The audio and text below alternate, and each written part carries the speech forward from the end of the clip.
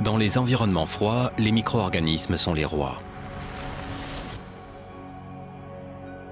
Ils sont la base d'écosystèmes fragiles menacés par le réchauffement climatique.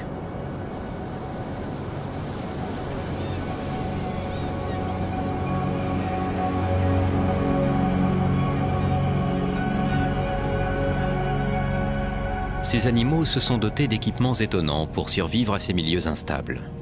Leurs adaptations intéressent particulièrement les scientifiques. Nous partons sur leurs traces dans les endroits les plus froids de la planète, au Spitzberg, au Groenland et en Antarctique. Le Spitzberg est une île de l'archipel du Svalbard, située au-delà du cercle polaire arctique.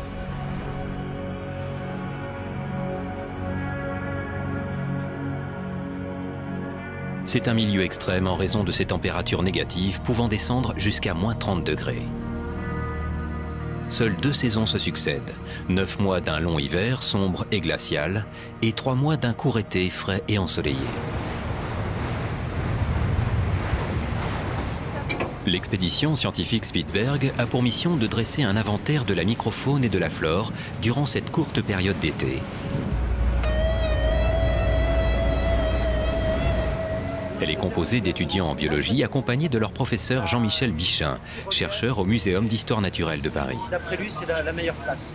Et en plus, on peut débarquer facilement avec le Zodiac.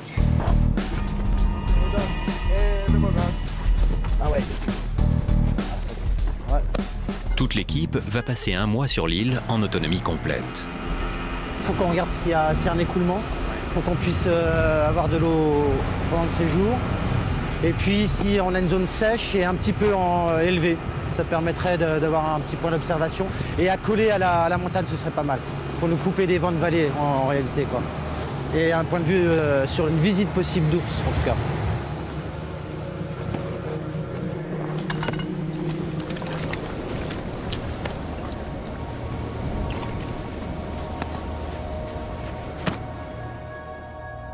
Faire un recensement de la biodiversité au Spitzberg nécessite de se confronter à 3 environnements extrêmes: les glaciers, les falaises escarpées et la toundra.